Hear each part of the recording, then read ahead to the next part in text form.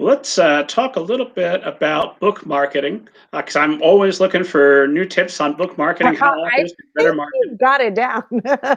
I could always be doing better. Susan K. Quinn's going to come on here next month, and she's going to tell me all the things I'm doing wrong and should be doing better. That's why I love Susan. She's invaluable to me. So, what are things that you've seen authors doing that you wish you saw more authors doing to market their books? Yeah, I think that there's always so when you think about online marketing of any kind, there's always this idea of value. My mother does not understand why I haven't monetized my blog. I do sell webinars. I do sort of like the writing blueprints class. I'm going to advertise on the blog, but I've never like made people pay for content on the blog. Why? Because I give away valuable content and people enjoy that. Like they don't want to be forced behind a paywall to get advice. And so I think that there's a lot of value in giving away good stuff. That's blogging 101. You don't just want to blog about yourself. You want to blog about things that may have value to your readers. Like if your novel is about butterflies and you find some really cool articles or you have some really cool ideas about butterflies, just give it away. And that'll attract readers. That'll make you valuable to readers. That's kind of always been my approach. And so a lot of writers, what I wish they would do is give more kind of value heavy content away.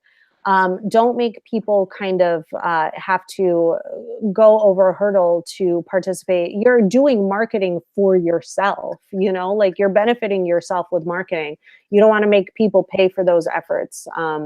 So, for example, I have been giving away free visits via Skype or whatever tech to writers groups.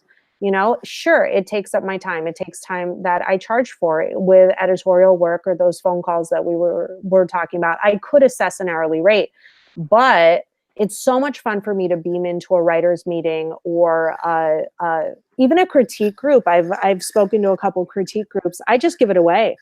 And sometimes those people become clients, sure, but I enjoy it. I genuinely enjoy being of value to other people. And I think that that is so much better than the more mercenary approach to marketing where it's like, well, I'm going to charge, And so I wish more writers would say, hey, let me beam into your story time. Let me beam into your school group. Let me beam in, because, schools especially have a lot of great AV capabilities for school visits. It's like, you know what? Don't make it a big production every time you have to do something like that. Enjoy doing it. Learn how to enjoy doing it. Make yourself available. You never know when you're going to connect with a lifelong reader or, a teacher or a librarian who's going to be your biggest champion. And I don't mean to give this advice flippantly because I realize not everybody appears to be an extrovert. I'm actually an introvert. I need like I told you at the when we were talking before this interview, I'm going to just sit there and not say anything for the rest of the day after this because this is a lot of talking for me. But if you can at all participate with your readers and make yourself available, and public speaking doesn't terrify you 100%, it can terrify you 99%. But if these things are even at all available to you, then be there, be out there, put yourself out there and don't charge for it. Give it away. And that is the biggest sort of thing that I think a lot of people, they're like, well, if I put my stamp on anything, if I do anything, I want to be compensated for it. And you know what? Honestly, I've gotten so much business, like paid business from just giving stuff away that for me, I think it really makes a huge difference. Get out there, give as much away as you can, advertise the kind of good stuff that you've got available.